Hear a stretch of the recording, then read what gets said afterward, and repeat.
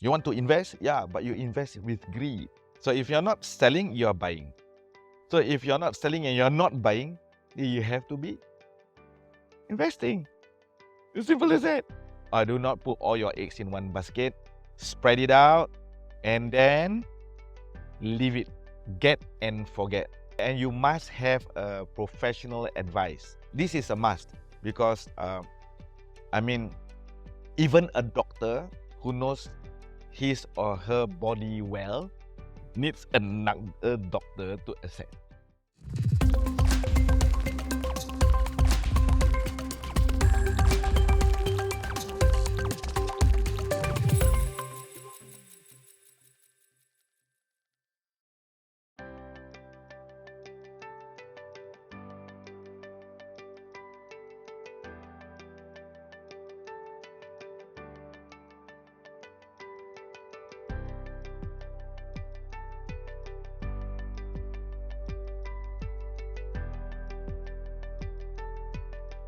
Hello, you're watching Teatime Tuesday. I'm Rashan Gidwani. How does one make their money work for them whilst adhering to their religious principles? Shariah-compliant investments are aligned with Islamic principles and are popular for their ethical standards. They offer spiritual and financial benefits, including diversification and global market access. Joining us today to share his expertise on Islamic wealth is Zaid Masagos, a financial advisory associate director and head of Aman Amanah Advisory Group. Welcome to the show, Zaid. Thank you. Thank you for having me. You're welcome. Can you tell me more about Islamic wealth? It can be growing wealth. It can be managing wealth, protecting wealth, mainly on avoiding the not permissible, the prohibition of it, as well as what's permitted for a Muslim. So when we look about that, there's one of the main rules underlying it is the Sharia compliancy of it. So as long as we compliant with the Sharia rules and manage our wealth, grow our wealth, protect our wealth, distribute our wealth, is altogether 5 pillars of wealth, then you're good to go. So that's Islamic wealth by itself. So Islamic wealth, and then you comply with the Sharia rules. Okay, and can you tell me more about Sharia compliancy? Okay, I give a very, one of the most common example when anybody were to practice with Islamic wealth, right? Which is the word called riba. Riba is interest and not actually interest, it's more of usury. See, so anybody were to take any loan and then you have to repay back with interest, that interest. Okay, and it goes both ends. The person who's paying the interest and the person consuming the interest. So when we look into the rules of it, the interest itself, when debt complies, when that means one party will always be on the losing end, no matter what. Because let's say you have to pay the loan, but you are in tight condition, financial condition, but you still have to pay. Otherwise, something will happen to you. They will sue you bankrupt, they will charge you more, things like that. So this is the current, practicing all the regulations, what's happening now. In the Islamic rule, it's prohibited. To give you a bit of context, how what the level of the depth of the prohibition itself. If you don't know, it's a sin already, and it includes those who consume it, giving it, even witnessing the signing of the contract of it. Okay, but now the bigger question is, if I were to let you know, and then you get to know what you have contains riba, the sin of now knowing it is worse than 36 times adultery. Let's go all the way to the end of life, meaning in the 5 pillars, the last one is distribution of wealth. That means when you walk out of life, then now you got wealth. So the wealth needs to be distributed to your rightful heirs, the beneficiaries, right? So it is your responsibility while you are still living to plan for that distribution of wealth upon death, if they were to receive this money and this money contains riba or not. So that's one pillar. So then we go the normal thing like growth of wealth, which is the most interesting topic. Everybody wants to grow wealth, right? But when you grow wealth, one of the easiest way to grow wealth is with riba. So that's how interesting of such interest that is prohibited. So when we do about Islamic wealth in the growth of wealth, when you invest, you have to make sure that at least this riba has been filtered. Even if there is a way to actually get it purified. So is there any more that you can add on that when it comes to investing? How can one ensure that their investments are Sharia compliant when investing, especially during market volatility when investing in Islamic wealth? It all has to do with the experts that they study deep, they are qualified, okay? They are the usual scholars, and majority of them are in the AAOIFI board of scholars in Bahrain. Now, I know two of them who are actually mainly with us here with our team. One is the internal Sharia, the other one is the external Sharia advisor. So they are the Sharia advisors. They get together and then they study the market currently using these laws and prohibition and the 5 legal maxims and everything. A lot of things, a lot of complexities. One of the scholars I spoke to, in person, he said, we literally take money, our own money, trade into forex. So we go into foreign exchange. So we go work on which currency goes out, what goes low, which to sell, what to buy.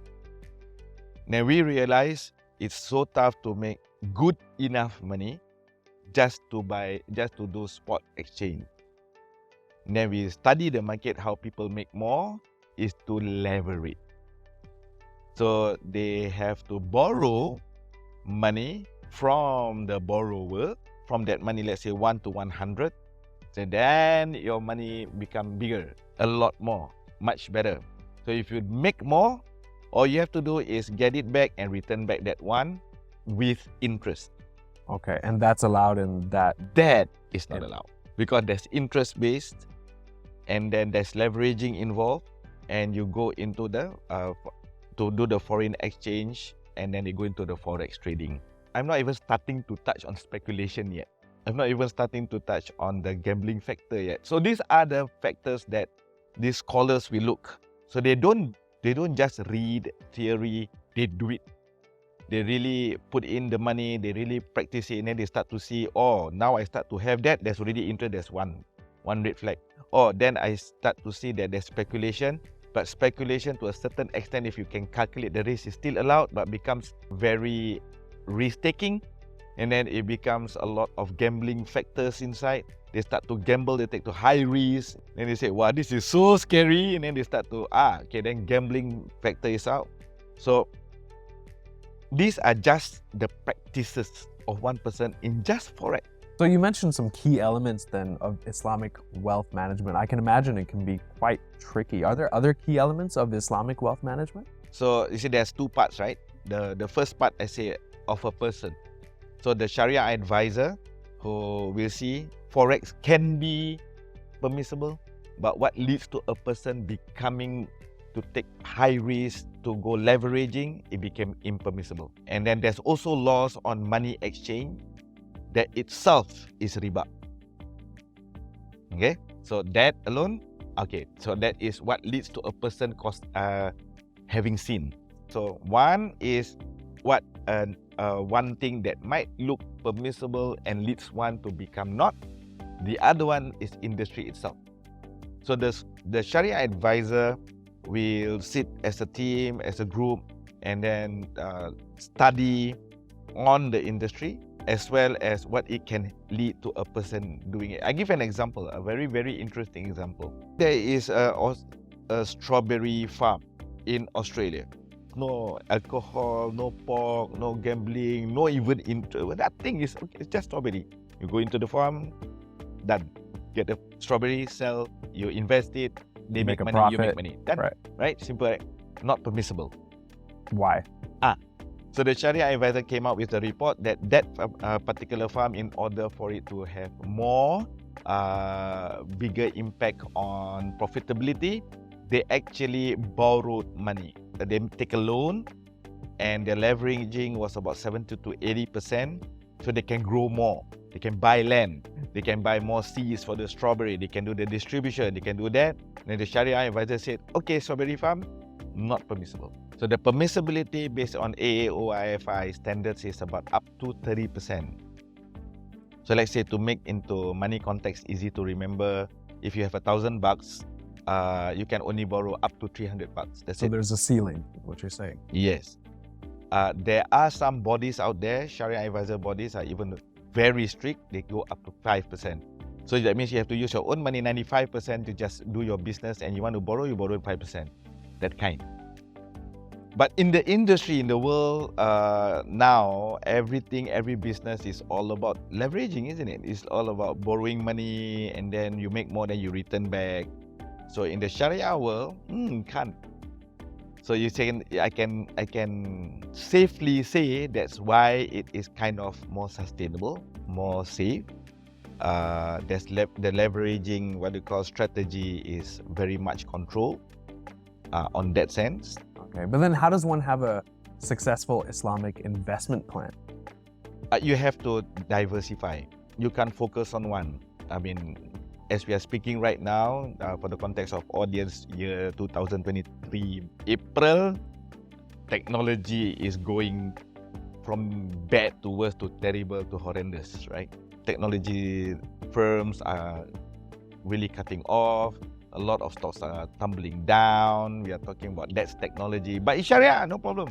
But then I guess it would fall back on the traditional investment principles like know your sector. Yeah, kind of so there you go. So you get it, right?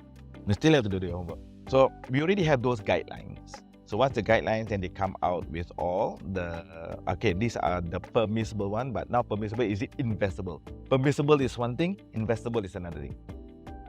Are there unique challenges when investing during Ramadan and Eid Fitr? And how does one navigate these challenges and invest wisely during these times? Ramadan is all about food. Generically speaking, food. You can eat, you can drink at a certain time. That's the cannot part. But at the same time, it's also a festival of eating when you can. So it's all food. And if you can see, like right now in Singapore context, we have been named to be having the world's most expensive pop-up market. So when we talk about investment, actually it should have already been done 3 to 6 months ago into food. So if you were to be investing into halal food, and don't go short term. You go short term, things can go bad. Anything short term is not Sharia. I'm not putting an as absolute term like short term, not Sharia. No, what I mean is that you have to look at the long haul. You have to look at the specific goal. You don't just invest for grow money.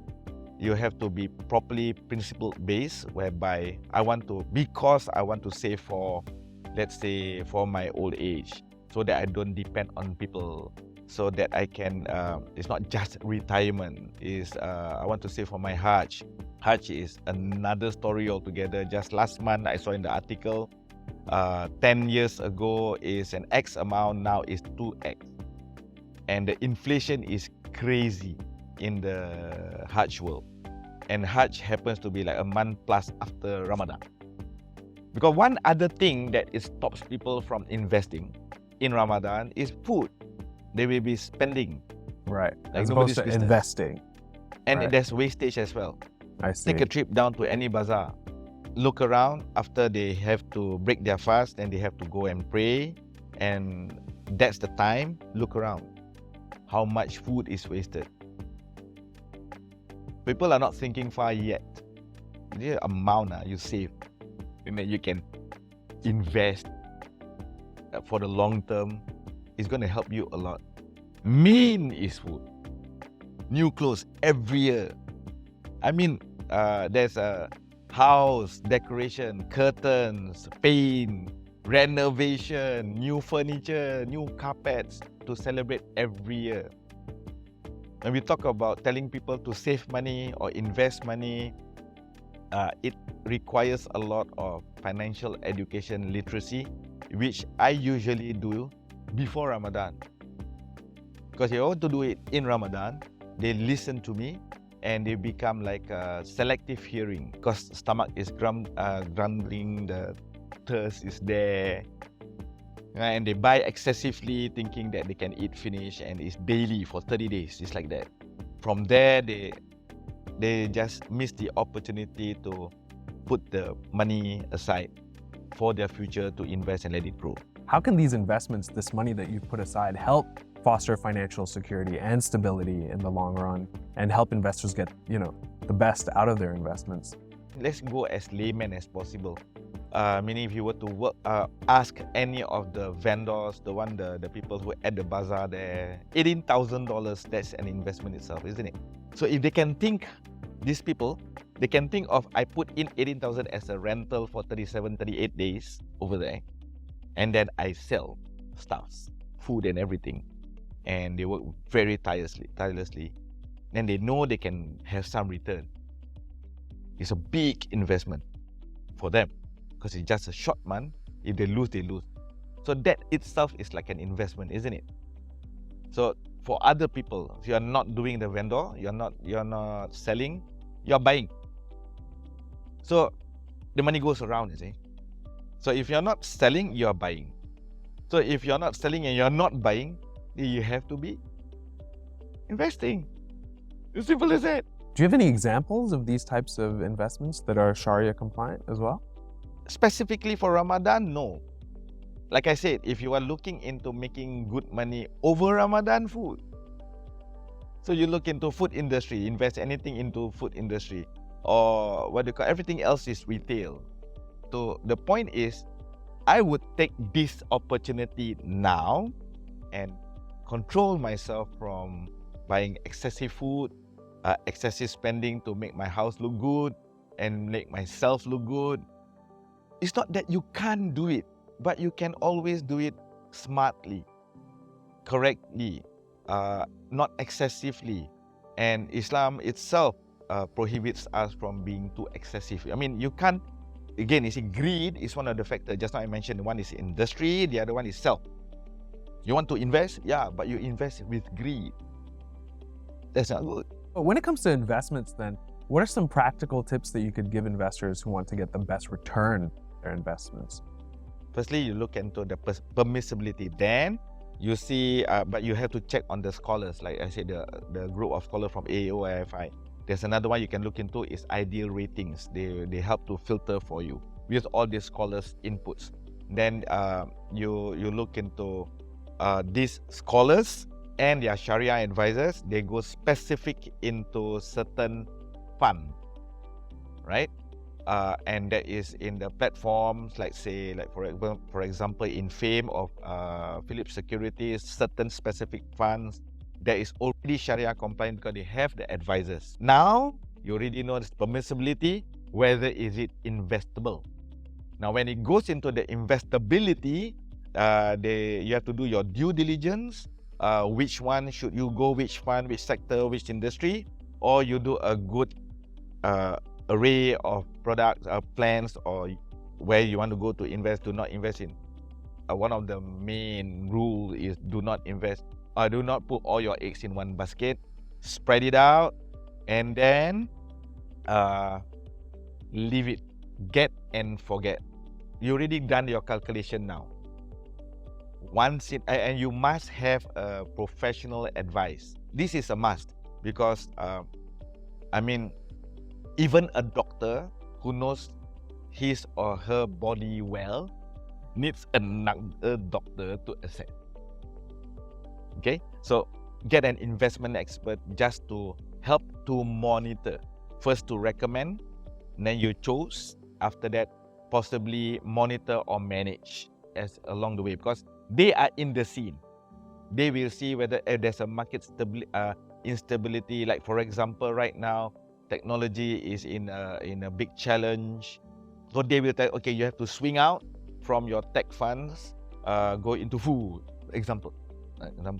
So last year was a big, big hit on the real estate, and then go into technology. So we just have to take that actions according to these financial experts, and they will just let you know the direction because they are in it. And one of the things on Islamic Wealth, practicing as investing as an investor is not to speculate. We will get the expert to give us the advice to invest, and we just put in the money. So we must have the faith that this can be grown. Let them show you the direction. I mean, if you want to try doing it, don't take all the risk until you lose all your money. You might gain a little bit. You want to gain more. So, and then that's where the leveraging happens. So you got to plan. You have to do calculated risk, get an expert, and then invest now, and then put a term, because the term has a lot to do with how much you can make. 3 years, 5 years, 10 years, 15 years, because the industry itself, let's say for example, you cannot go invest in real estate in 3 years. Let's say technology, it takes a longer term, because it takes growth and it going too fast, for example. So these are the factors, and then you spread your investment, spread it, diversify it, and then I like to share with all whoever that's listening every time is get and forget. But don't forget your expert. So you have an expert, right? Just don't forget your expert. You get the investment, forget about it, just ask your expert. Okay, so you choose your expert is more important, and then after that they will show you the way. As a Muslim, you have to have faith, to have faith that it is moving. And it is also wrong, I share with you, that is also wrong not to invest. I want to hoard, H-O-A-R-D, hoard my money under the pillow. Yeah, I earn my money and put under the pillow, and nobody gonna touch. I will only use it. I need the money, I just take out from under the pillow. This is the other extreme. Why is he wrong? Why is that person wrong? Now, firstly, he don't believe in the system. He don't allow the money to circulate. He has no faith, first. Right. There you go. You got the answer already. You got no faith. You have faith on your pillow more than the whole system itself. Where do you think these systems, the idea came from? Experience, years of going through and helping hundreds and thousands, even millions of people to make through their life, earn enough, get through their living, and with all the system in place to get out of riba. Now you became the victim of riba. Why? I didn't borrow anything. I just leave my money there. Well, the victim of riba actually indirectly has a lot to do with not the inability to hedge against inflation. Do you have any final words of advice, Zaid? My hope is that on one end is to be riba free. Many people say in the final days of our life on earth, the riba factor, you can't escape. It is like dust. It will always touch you. Does not mean that you cannot wipe it off. Thank you so much for shedding light on this topic. Most welcome. There's 1.6 billion Muslims roughly around in the world, which make up 25% of the global population. So this is a growing market. And like I just said, Thank you for educating me and our viewers about this. My pleasure. I hope everybody hear the message. Brilliant. We'll talk again soon, Zaid. Thank you so much. Most welcome. Great. Zaid shared some valuable insights on Sharia-compliant investments that can benefit any conscientious investor. It is clear that investing with a conscience can not only provide financial returns, but also complement an investor's values and beliefs. Stay tuned for our next episode, which will feature more insights and analysis. I'm Rashan Gidwani, and you've been watching Teatime Tuesday. Please like and subscribe for more. See you again.